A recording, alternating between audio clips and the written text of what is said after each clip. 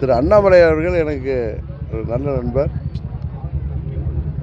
அரசியலால் நாங்கள் அறிமுகமானாலும் அரசியலை தாண்டி நாங்கள் இருவரும் தனிப்பட்ட முறையில் நல்ல நண்பர். அண்ணாமலை புதுக்கட்சி தொடங்கியிருக்காரு, இதை எப்படி பார்க்குறீங்க? என்னை பொறுத்தவரை அவர் பிஜேபியிலேருந்து ராஜினாமா செய்தது வருத்தமளிக்கிறது என்று தான் சொல்ல வேண்டும். பாட்டிலுக்கு 10 ரூபா பாட்டு பாடி விஜய் அரசியல் விமர்சனம் செஞ்சு வந்தார். இப்போ அவரே பாட்டிலுக்கு 10 ரூபா என்ன சொல்லி இது பண்ணியிருக்காங்க. அதான் சொல்கிறேன்,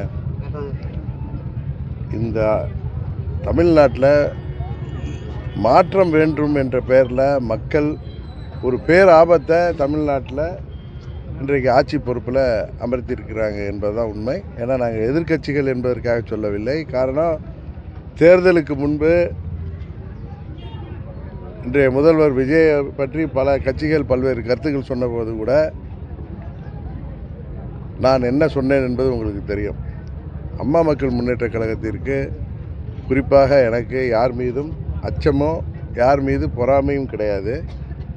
திரு விஜய் அவர்கள் சினிமா உலகத்திலேருந்து திரை உலகத்திலேருந்து ஒரு உச்சபட்ச நடிகராக இருந்து இன்றைக்கு அரசியலில் வந்து கட்சி தொடங்கியிருக்கிறார். அவரால் தமிழ்நாட்டில் அரசியலில் மற்ற கட்சிகளுக்கு பாதிப்பு வரும்னு நான் அன்றைக்கே சொன்னேன். அன்றைக்கு கூட நீங்கள் கேட்டீங்கன்னா அவரோட கூட்டணிக்கு போகிறீங்களான்னு. கூட்டணிக்கு போகிறது போகாதுங்கிறது ரெண்டாவது விஷயம். ஆனால் யதார்த்தத்தை சொல்பவன் நான். இன்றைக்கு அதே தினகரன் இன்றைக்கு என்ன சொல்கிறேன் என்றால், தமிழ்நாட்டு மக்கள் திமுகவிற்கும் அதிமுகவிற்கும் மாற்று என்ற பெயரில் இன்றைக்கு பெரிய ஒரு பேராபத்தை தமிழ்நாட்டில் இன்றைக்கு வருவதற்கு வாய்ப்பை தந்திருக்கிறார்கள். இதை விரைவிலே அவர்கள் உணர்வார்கள் என்பதுதான் உண்மை. கேளுங்க, விஜய் அவர்கள் 108 தொகுதிகளில் வெற்றி பெற்றிருக்கிறார். எதிர்க்கட்சிகள் 126 தொகுதியில் வெற்றி பெற்றிருக்கோம். விஜய் அவர்கள் 1.25 கோடி வாக்குகள் வாங்கியிருக்கார். எதிர்க்கட்சிகள் கிட்டத்தட்ட 3 கோடி வாக்குகள் வாங்கியிருக்கு. இதை அந்த கட்சியில் உள்ளவர்களும் விஜயால் ஆச்சரியக்குறி என்று பெருமைப்படக்கூடியவர்களும் உணர்ந்து செயல்பட வேண்டும். நீங்கள் கூட இப்போ கேட்டீங்க, கரூரில் போய் பாட்டு பாடி 10 ரூபா வாங்குறாங்கன்னாங்க. இன்றைக்கு அது தொடருது. நீதிமன்றம் வரைக்கும் போய் என்ன மாதிரி ஒரு நிலைக்கு போயிருக்குன்னு தெரியும். அதுபோல் விஜய் கட்சியை சேர்ந்தவர்களும் அவருக்கு ஆதரவானவர்களும் சொல்கிறாங்க, இப்பொழுது தானே ஆட்சிக்கு வந்திருக்காங்க, நிர்வாக பயிற்சி எல்லாம் புதியவர்கள் வேற, ஒரு புதிய ஆட்சி வர்றப்போ அவர்களுக்கு 6 மாதம் அவகாசம் கொடுக்க வேண்டுமே, அதை விட்டுவிட்டு எதிர்க்கட்சிகள் எல்லாம் குற்றச்சாட்டு சொல்கிறீர்களே என்று கேட்கிறார்கள். உண்மையில் நாங்கள் 6 மாதம் அவகாசம் நிர்வாக பயிற்சியாக எடுத்துக்கொள்வதில் எந்த தவறும் இல்லை. தேர்தல் வாக்குறுதிகளில் அவங்க சொன்னதையெல்லாம் உடனே நிறைவேற்ற சொல்லி தமிழ்நாட்டு மக்களும் கேட்கல, விவசாயிகளும் கேட்கல, எதிர்க்கட்சிகளும் ஆட்சிக்கு வந்து ஒரு வாரத்தில் நீங்கள் உங்களுடைய தேர்தல் வாக்குறுதிகளை நிறைவேற்றவில்லை என்று யாரும் கேட்கல. அவர் தான் முதல் கையெழுத்தாக 500 யூனிட் மின்சாரம் 500 யூனிட் மின்சாரம் வரை பயன்படுத்துபவர்களுக்கு 200 யூனிட் இலவசம் என்று அவர் தான் வந்து அறிவித்தார். அதில் என்ன கேள்வி கேட்டோம்? அவர் என்ன சொன்னார் தேர்தல் வாக்குறுதியில்? மாதம் ஒன்றுக்கு 200 யூனிட் மின்சாரம் இலவசமாக வழங்கப்படும் சொன்னார். அவர் அறிவிப்பில் எப்படி இருக்குது? 2 மாதத்துக்கு ஒரு முறை தான் மின்சார கணக்கீடே எடுக்கிறாங்க. ஸோ 2 மாதத்துக்கு ஒரு முறை தான் 200 யூனிட் இலவசம் அப்படின்னு சொல்கிறீங்களே, இது தவறு தானேன்னு சொன்னோம். அது மாதிரி விவசாயிகள்லாம் எங்களுக்கு உடனே விவசாய கடனை நீங்கள் சொன்னீங்களே, 5 ஏக்கர் வரை நிலம் வைத்திருப்பவர்கள் வாங்கிய கடனை எல்லாம் 100% நான் தள்ளுபடி செய்வேன். 5 ஏக்கருக்கு மேல் உள்ளவர்களுக்கு 50% அவர்கள் வாங்கிய கடனில் தள்ளுபடி செய்வேன் சொன்னது திரு விஜய் அவர்கள். அதில் வேறு சொன்னார், நாங்கள் மற்றவங்க மாதிரி கிடையாது, சொன்னதை செய்வோம், நான் பொய் சொல்ல மாட்டேன்னு சொல்லிட்டு சொன்னார். அதை யாராவது எதிர்க்கட்சிகளோ இல்லை விவசாயிகளோ உடனே அதை நீங்கள் ஆட்சிக்கு வந்த உடனே விவசாய கடனெல்லாம் தள்ளுபடி சொல்லுன்னு கேட்டாங்களா? அவராக தான் நாங்கள் விவசாயிகளுக்கு வாங்கிய கடனில், அதாவது 50,000 வரை வாங்கியவர்களுக்கு முழுதாக நாங்கள் கடன் தள்ளுபடி பண்ணுறோம் ஏதோ சொன்னாங்க. இது ஏமாற்று வேலை என்று விவசாயிகள் தமிழ்நாடு முழுவதும் போராடியது உங்களுக்கு தெரியும். குறிப்பாக டெல்டா மாவட்ட விவசாயிகள் இன்று வரை அதற்காக அவர்கள் தமிழ்நாடு அரசை வன்மையாக கண்டித்து உங்கள்கிட்ட நாங்கள் இது மாதிரி கேட்டோமான்னு கேட்குறாங்க. அவர் சொன்னது 5 ஏக்கர் வரை நிலம் வைத்திருப்பவர்கள் வாங்கிய கூட்டுறவு சங்கங்களில் வாங்கிய கடனை எல்லாம் முழுமையாக தள்ளுபடி செய்வோம்னாங்க. அது மாதிரி செய்கிறாரா? 5 ஏக்கருக்கு மேலே உள்ள நிலங்கள் வைத்திருப்பவர்கள் வாங்கிய கடனை எல்லாம் 50% முழுமை நாங்கள் தள்ளுபடி செய்வோம்னு சொன்னார். அதையெல்லாம் செய்யாத விட்டு ஆர்பிஐ அப்படி சொல்லியிருக்கு இப்படி இருக்குன்னு சொல்லி இது மாதிரி அப்படி இல்லைன்னா நாங்கள் இது முதல் தவணையாக இந்த அளவு தொகை நிதிநிலையை காரணம் வைத்து இந்த அளவு அவர்கள் கடனை நாங்கள் 50 ரூபாய் வரை நாங்கள் 50,000 ரூபாய் வரை தள்ளுபடி செய்கிறோன்னு ஒன்றும் சொல்லலை. ஆர்பிஐ இப்படி சொல்லியிருக்கு, நிதிநிலை அடிப்படையில் நாங்கள் தள்ளுபடி செய்கிறோன்னு தான் சொன்னார். அதனால் அவங்க தவறாக செய்கிறப்ப, ஏமாற்று வேலை செய்கிறப்ப அதை சுட்டி காட்ட வேண்டியது ஒவ்வொரு குடிமகனின் கடமை. அரசியல் கட்சி அதன் தலைவர்கள் என்பதெல்லாம் விட்டுவிடுங்க, அது எங்களுடைய கடமை. விவசாயிகள் அவர்களுக்கு சொன்னதை நீங்கள் ஒன்றும் உடனே எங்கள் கடனை தள்ளுபடி செய்யுங்கன்னு அவங்க கேட்கல. நீங்களாக மக்களை ஏமாற்று விதமாக செய்கிறப்ப இது பித்தலாட்ட வேலைன்னு சொல்கிறதுல என்ன தப்பு இருக்குது? விவசாயிகள் சொல்கிறத நாங்கள் சொல்கிறோம். விவசாயிகள் டெல்டாவிலலாம் எவ்வளோ வன்மையாக அதை கண்டித்து போராட்டம் பண்ணாங்கங்கிறது உங்களுக்கு தெரியும். அதை கேட்டால் அதில் வந்திருக்கார் ஒரு அமைச்சர். தவறாக எடுத்துக்காதீங்க, பல கட்சிகளுக்கு போயிட்டு இன்றைக்கி ஒரு இடத்துல இந்த தேசாந்திரி மாதிரி சுற்றிட்டு ஏதோ ஒரு இடத்துல போனவங்களுக்கு இந்த குருட்டு அதிர்ச்சி அடித்த மாதிரி பதவி கிடைச்சவங்க என்ன பேசுகிறதுன்னு தெரியாமல், யாரை பேசுகிறதுன்னு தெரியாமல் ஏதோ பேசுகிறாங்க. அதாவது அவர்களை தூண்டி விட்டு விவசாயிகள்ங்கிற பேரில் போராட்டம் நடந்தது. டெல்டா விவசாயிகள் சங்கம் எவ்வளோ பெரிய சங்கம், அதில் எவ்வளோ பேர் இருக்காங்க, அதில் தலைவர்கள் யார், அவர்களுடைய பாரம்பரியம் என்ன, அவர்கள் எந்த மாதிரி கம்யூனிஸ்ட் இயக்கத்திலேருந்து வந்தவர்கள், அவர்களை யார் தூண்டிடணும்? அது மாதிரி இவர்களுடைய கையாளாகாத தனத்தை, இவர்களுடைய இயலாமையை அவர்களே எதிர்பார்க்கவில்லை. நாம் வெற்றி பெறுவோன்னு. இன்றைக்கு வெற்றி பெற்ற பிறகு திரு விஜய் அவர்கள் அன்றைக்கு திருச்சியில் பேசினதுடைய அவருடைய உடல் மொழி, பாடி லாங்குவேஜும் அவர் பேசிய விதமும் எப்படி இருந்தது என்பது உங்களுக்கு தெரியும். அவர் திமுகவையும் அண்ணா திமுகவை பற்றி பேச வேண்டிய அவசியம் இல்லை. மக்கள் உங்களுக்கு 108 தொகுதியில் வெற்றியை கொடுத்துருக்காங்க.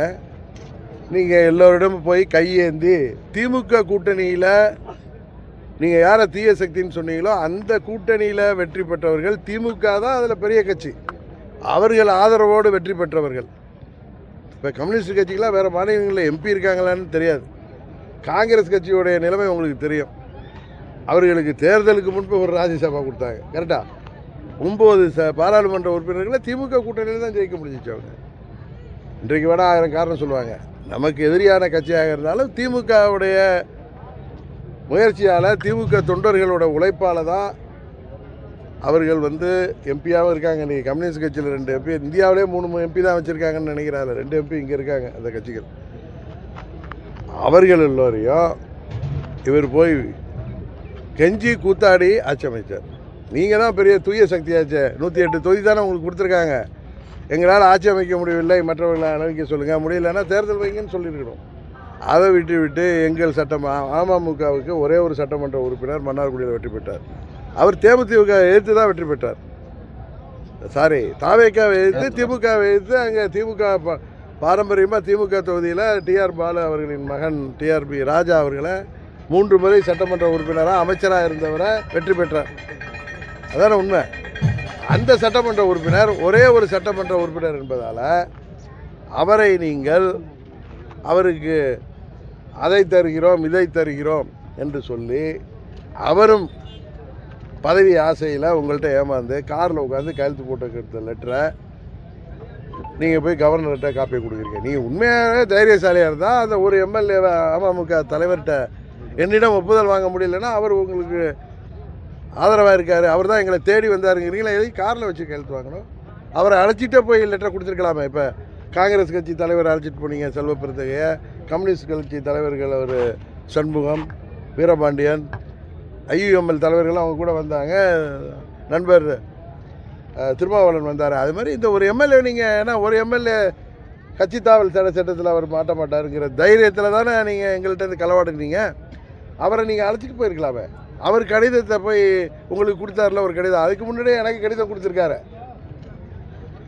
அவர் பண்ணது ஃபோர்ஜரி வேலை இல்லை, நீங்கள் பண்ணது ஃபோர்ஜரி வேலைங்கிறது கவர்னர்கிட்ட விசாரிக்கிறப்ப பயந்துட்டு போய் அவர் வந்தார்.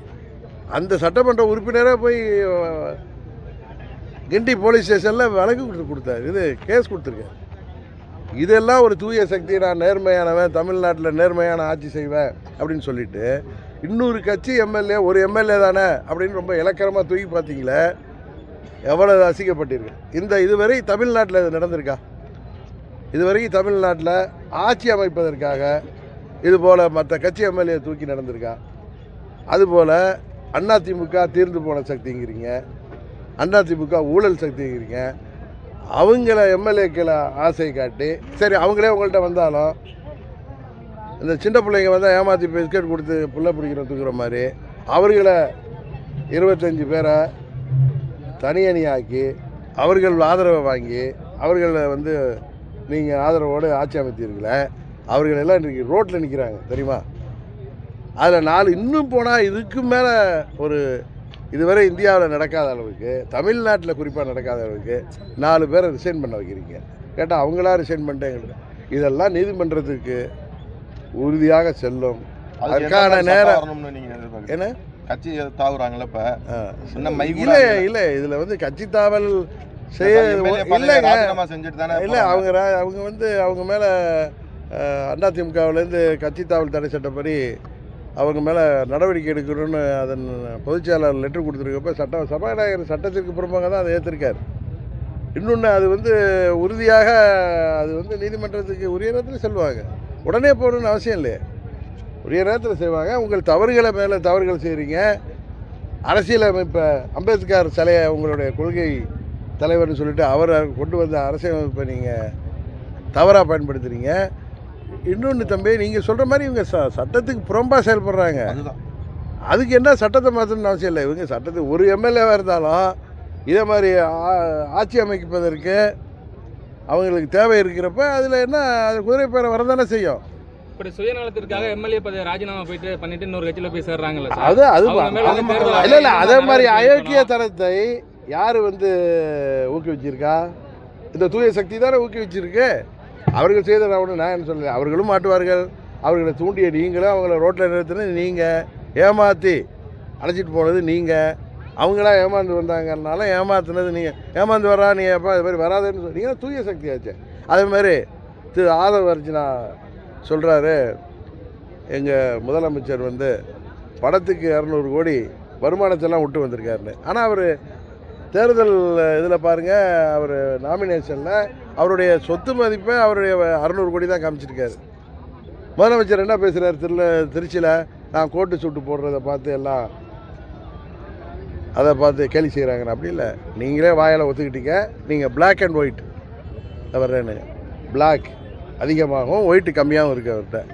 நம்ம ஊரில் என்ன சொல்லுவாங்க, கருப்பு படத்தை அதிகமாக பிளாக்கும்பாங்க, வெள்ளை படத்தை கருப்பு ஒயிட் பண்ணியா ஒயிட்டு வெள்ளைம்பாங்க. கருப்பு வெள்ளையாக தானே நீங்கள் இருக்கீங்க. நீங்கள் ஒன்று நேர்மைன்னு சொல்கிறீங்களே, என்ன நேர்மை? நீங்கள் சொல்கிறது புது இலக்கணம் கண்டுபிடிக்கிறீங்களே. அதனால் எப்படியோ தமிழ்நாட்டு மக்கள் இன்றைக்கு உங்களை ஆட்சி பொறுப்பில் எடுத்துருக்காங்க. ஒழுங்காக ஆட்சி நடத்த பாருங்கள். அதை விட்டுட்டு நாங்கள் தான் புதிய அதிமுகன்னு கதை விடுறீங்க. அதிமுக புரட்சித் தலைவர் ஆரம்பித்த கட்சி, அம்மா அவர்கள் கட்டிக்காத காட்சி. அந்த கட்சியை நீங்கள் நீர்த்து போன சக்தி, தீர்ந்து போன சக்தின்னு சொல்கிறதுக்கு உங்களுக்கு என்ன இருக்குது? நீங்கள் இன்றைக்கி தானே வந்திருக்கீங்க ஒரு நீர்க்கூலி மாதிரி. நீங்கள் இன்றைக்கி ஏதோ ஒரு அதிர்ஷ்டத்தில் வந்திருக்கீங்கன்னு தான் எல்லோரும் சொல்கிறாங்க. இன்னொன்று சொல்கிறாங்க, நாங்கள் மதங்களை உடைத்து விட்டோம், ஜாதிகளை உடைத்து விட்டோன்னு. எதுக்கு மயிலாப்பூர்லேயும் ஸ்ரீரங்கத்தில் மாற்றி ஒரு குறிப்பிட்ட சமுதாயத்தை சேர்ந்தவரை வேட்பாளராக போட்டிங்க அப்படின்னு முன்னாள் சபாநாயகர் அப்பாவு கேட்குறாரு. அதுக்கு நீங்கள் பதில் சொல்ல முடியல. நாங்கள் பணநாயகத்தை ஒழிச்சிட்டு வாங்குறீங்க. உங்கள் வேட்பாளர்கள் எத்தனை பேர் ஓட்டுக்கு 2000 ரூபா கொடுத்ததை உங்கள் பக்கத்து தொகுதியில் தோற்ற வேட்பாளரே சோசியல் மீடியாவில் அவர் பேசுகிறத நீங்கள் தொலைக்காட்சிகள்லையும் சோசியல் மீடியாவில் போடுறீங்க. அதனால் அவர்கள் தூய சக்தியும் கிடையாது, சும்மா மக்களை ஏமாற்றுகிற பித்தலாட்ட சக்தி. கட்சி ஆரம்பத்துலேருந்து இன்னைய தேதி வரையும் முதலமைச்சரான வரையும் இன்னைய செய்தியாளர் சந்திக்கல தானே முதலமைச்சர்? அது நீங்கள் முதலமைச்சரே அவருக்காக பேசுகிறாங்களே திரு ஆதவ அர்ஜுனாவை தான் கேட்கலாம். அதை பற்றி நம்ம பதில் சொல்ல வேணாம். அவர் பத்திரிகையாளர்களை சந்திக்கணும். டெல்லியில் போய் பிரைம் மினிஸ்டரை பார்த்துட்டு 3 நிமிஷத்தில் எழுந்திரிச்சு உடையாந்துட்டார். என்ன மனு கொடுத்தீங்க என்ன ஏதுன்னு அவர் பத்திரிகையாளர் இல்லைப்பா நீ பத்திரிகையாளர் மாதிரி பேசாத. இவர் நிறைய பத்திரிகையாளர் நினச்சிட்டீங்க. சரூர் சம்பவத்துக்கு பிறகு பிஜேபி எதிர்த்து பேசுறத ஒரு மேலையில கூட விஜய்கிட்ட நம்ம பார்க்க முடியல. அதே போல பிஜேபி போட்டிக்கிட்ட எந்த ஒரு தொகுதியிலுமே அவர் பிரச்சாரத்துக்கு போகல. இது எல்லாமே பிஜேபிக்கு பயந்துட்டாருங்கிற மாதிரி மற்ற அரசியல் கட்சிகள் பேசுறாங்களே. இது குறித்து உங்களுக்கு கருத்து என்ன சார்? எல்லோர் சாயமும் வெளுத்துவிடும். தமிழ்நாட்டு மக்கள் ஒரு மாற்றம் வேண்டும் என்று நாம் செய்தது பெரிய வரலாற்று பிழை என்பதை உணரப்போகிற காலம் வெகு தூரத்தில் இல்லை. ஆட்சி அதிகாரங்கிறது ஒன்றும் சாதாரணமான விஷயம் இல்லை. தமிழ்நாடு இன்றைக்கு இருக்கிற நிலை, உலக மற்ற நாடுகள் இருக்கிற நிலை, தமிழ்நாட்டின் பொருளாதாரம், இந்தியாவின் பொருளாதாரம், எங்கேயோ போர் நடந்தாலும் இந்த தமிழ்நாட்டில் பட்டி தொட்டு கந்தர்வக்கோட்டைக்கு பக்கத்தில் உள்ள கிராமம் வரைக்கும் பாதிக்கிற அளவுக்கு விலைவாசி உயர்வு. அதனால் இதையெல்லாம் மேனேஜ் பண்ணி ஆட்சி நடத்துறதுக்கு ரூமுக்குள்ளார உட்காந்துட்டோம். இது மாதிரி 4 பேர் அமைச்சர்கள் என்ற பேரில் நின்றுட்டு பேசுகிறதுனாலையோ நாங்கள் ஊழலை ஒழித்து விடுவோம் அப்படின்னு எனக்கு தெரியும். இப்போ இந்த கல்குவாரிகள் எல்லாம் மூடிட்டு எல்லாருக்கும் நோட்டீஸ் கொடுத்து பெனால்ட்டி போட்டு மூடிட்டு யாரை சந்தித்து யார் எதையெல்லாம் அவர்கள் கவனிக்கப்பட்ட பிறகு அந்த கல்குவாரிகள்லாம் துறக்குவதற்கு முயற்சிகள் நடப்பது எங்களுக்கு தெரியும். அது மாதிரி இவர்கள் ஆட்சியில் கடந்த ஆட்சிகளை எல்லாம் தாண்டி இது ஒரு தவறான பாதையில் போயிட்டுருக்குங்கிறத மக்கள் விரைவில் உணர்வார்கள்.